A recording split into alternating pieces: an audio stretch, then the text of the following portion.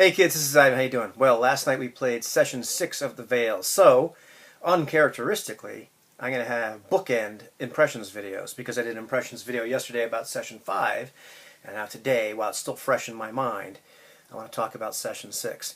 And if session 5 was liberating, session 6 was a little frustrating again. And I'm not saying it was bad, I'm just saying in my opinion, we ran into some areas where we hit the limits of the system. We hit some of the limits of our own styles of gaming, what we brought to the table, ran into some conflicts.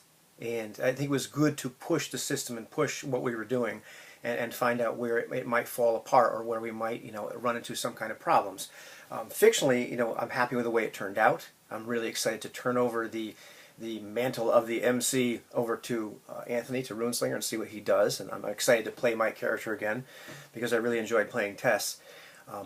But we had it was an interesting session, to put it mildly.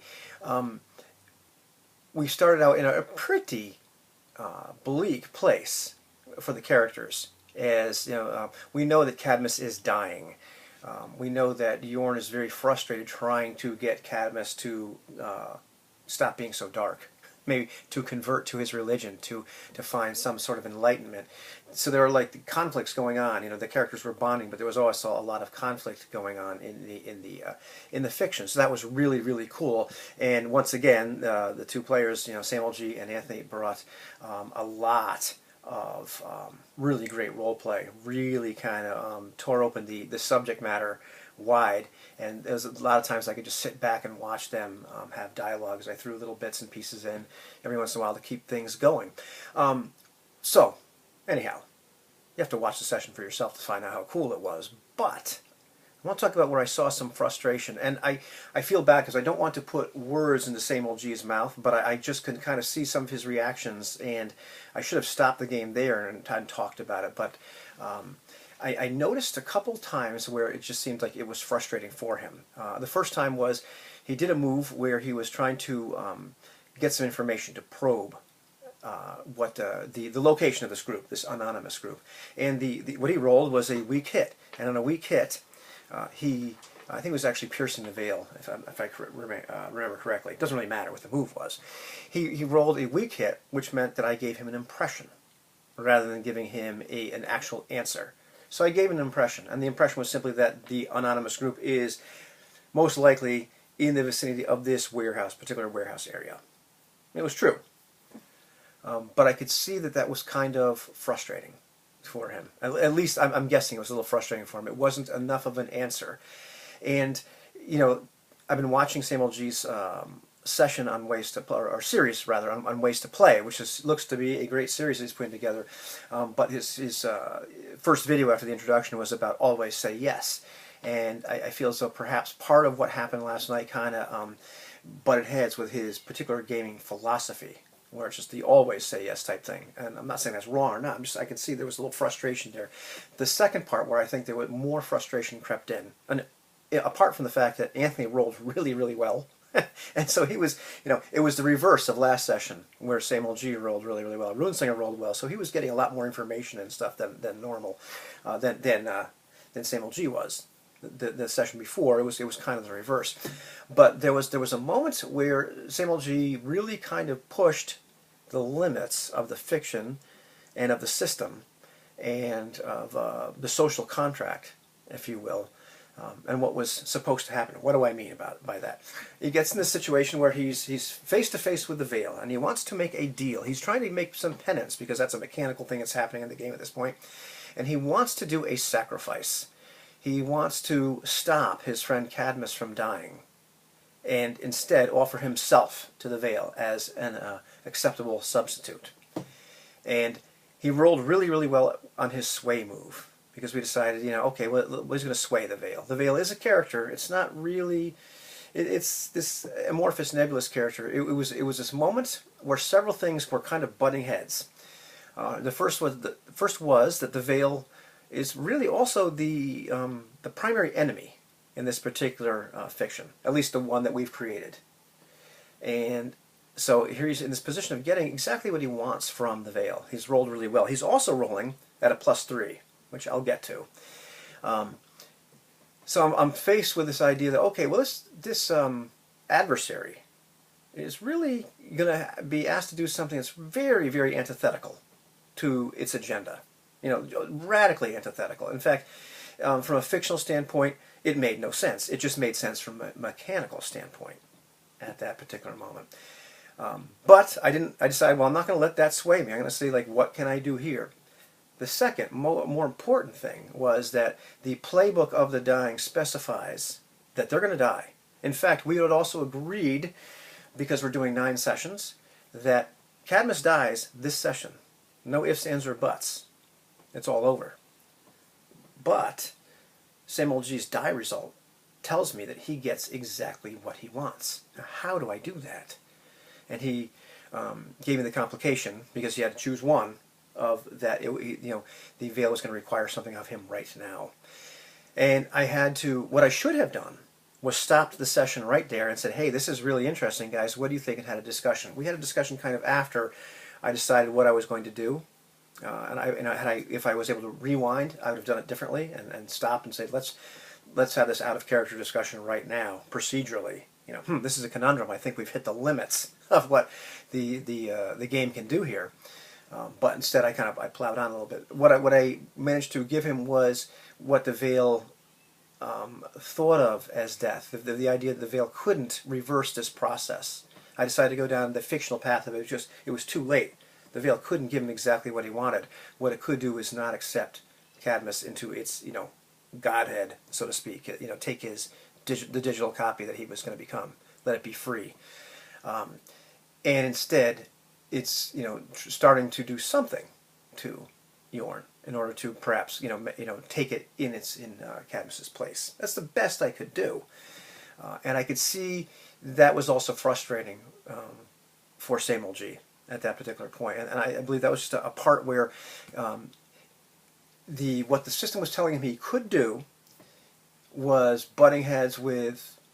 Let's ignore the fiction for a second, but it was butting heads with what the playbook said, the authority of another character, another player rather, over their character, who's chosen the dying, specifically because they die, and then the social contract itself, where we said, well, this is what's going to happen. In other words, we could have said, okay, well, Yorn dies, Cadmus doesn't die, now Anthony plays another 3 sessions, and Samuel G runs it again. But that's not what we planned to do. So it was really one of those difficult moments. It was cool that he pushed the system. I pushed everything, and see, well, geez, does it fall apart here? So I'm glad he did that, but there was that moment of frustration.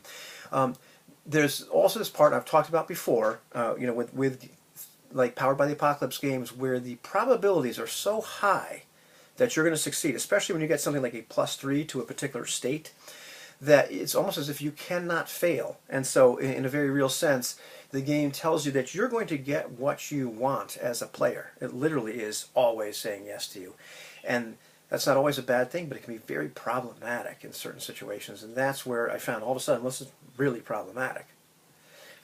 So anyhow, that was I think an area of frustration for me as well. As far as my experience as a game master or MC, there were moments during this particular session where I felt a little boxed in by the system, as I would have introduced some information. And like applied information about the Veil or obstacles, or even during that particular scene, I would have revealed something about the Veil that I had determined was true. Part of the escalation, which we had already kind of made up in the scenario sheet, in the MC sheet, as things are going to get crazier and crazier. You don't do very much prep for this game. I took a 2-hour nap beforehand. I just had a couple things that I wanted to introduce this time, just kind of throw in, and then it was going to turn over to Anthony. Sometimes there simply weren't appropriate places in the fiction to do that, which is okay. It's part of, Anthony and I talked for a few minutes afterwards, it's part of a player-driven game, is that you don't always get what you want as a game master. That's okay. It was more frustrating in that moment, and in that particular scene with the Veil, where G had that incredible role, and he got what he wanted, and he swayed the Veil, where I knew that if the rules didn't tell me that I couldn't introduce complications other than this one he chose, and he got what he wanted and everything like that, I would have thrown a monkey wrench in. I would have introduced more complications. I would have revealed more badness, revealed future badness, all that kind of stuff, these MC moves. I felt as if I could not do it procedurally because the rules didn't allow me to. So I felt kind of boxed in. I knew what the fiction was, I don't want to say supposed to be, because it's not like a story that I had to kind of concoct into my head, but this idea that there was something that was real that I couldn't introduce. Something that made sense in terms of the fiction and how the things were going to snowball. And it simply, I felt like it simply didn't allow me to do that, which was frustrating. On a more global sense, it was an interesting convergence of a bunch of factors. The idea that this is a very player-directed game. The fact that it's a big collaborative narrative where we're all contributing parts. And then it's a multiple game master scenario. So I'm not the game master next time. And it's not a control thing that I'm talking about. It's more like an anchor.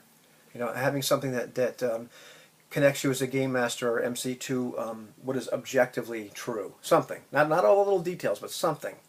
And I had some things that I had kind of determined, I believe were true. I wanted to just kind of introduce a little bit into the fiction to just make the players aware of something. There were a couple things. It didn't matter whether they discovered them or not. It just guided how I would have made the Veil and some other things behave. But based on what the players chose to do, what they chose to focus on, those things never really got interacted with. And now, because I'm turning it over to another MC, these things disappear. They are no longer real. That's okay, but it's a different mindset. It's a different way to play.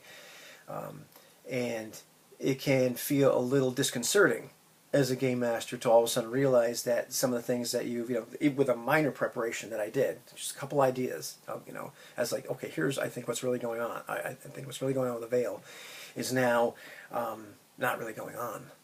And it's not, like I said, once again, it's not a control issue. It's more of just having some kind of anchor as a game master to give me a some kind of frame of reference as I'm interacting with what the players are doing, and then making the world behave in a certain way. It's behaving in a certain way because this one thing is objectively true. Now it's not. Kind of an interesting situation.